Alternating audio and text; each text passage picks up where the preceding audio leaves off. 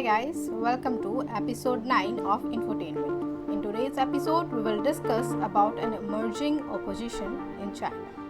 This religious organization is quite new, given it was founded only in the 1990s, but it is already challenging the Communist Party of China, which has been ruling the state for over 70 years now. The name of this organization is Falun Gong or Falun Dafa, and it is banned in mainland China for obvious reasons.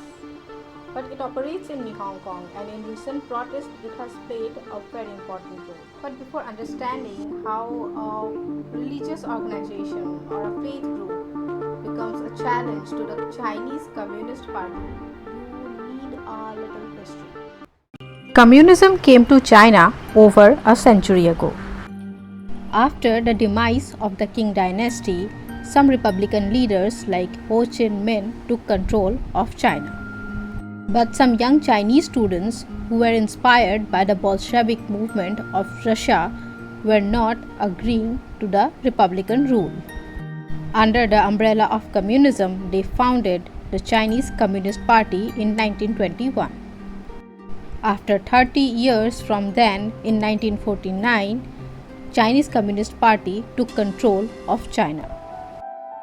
Mao Zedong became the supreme leader. The initial days of the Communist Party was most difficult for China, especially in economic terms. But as the time passed, the party issued several financial reforms, including opening up to market capitalism and foreign direct investment. It paved the Chinese way to economic development. But in terms of political freedom, China is still one of the world's most repressive countries.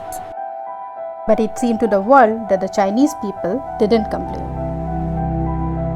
Theory of relative happiness also states that unless and until you see other people's happiness and the rights they are enjoying, you don't realize what you are missing out on.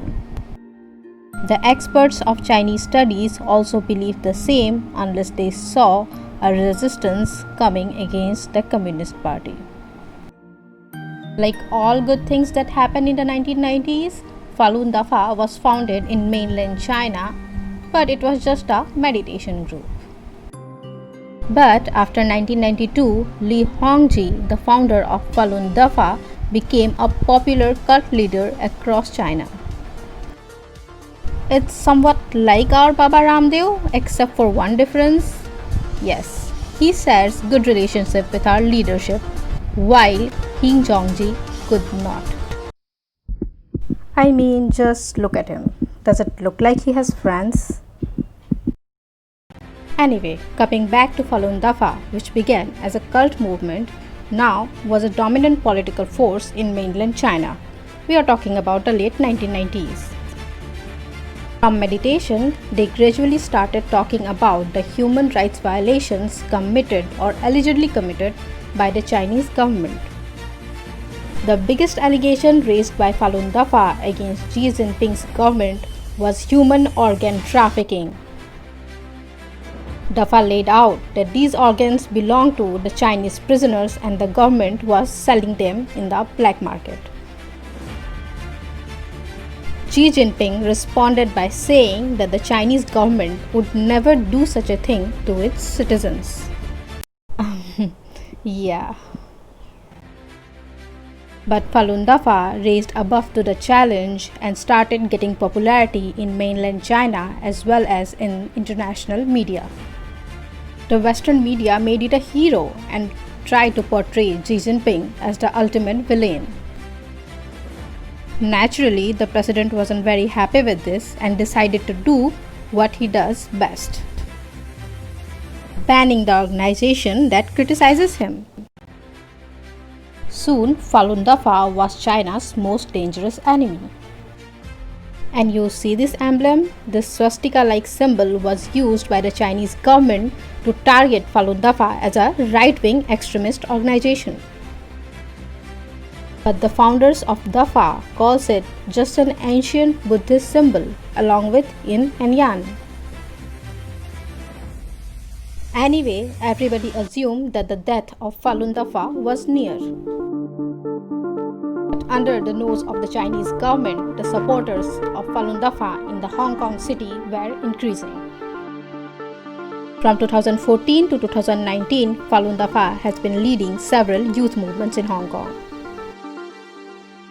In the latest movement in 2020 against the Chinese government, Hong Kong saw a large support for its movement from around the world.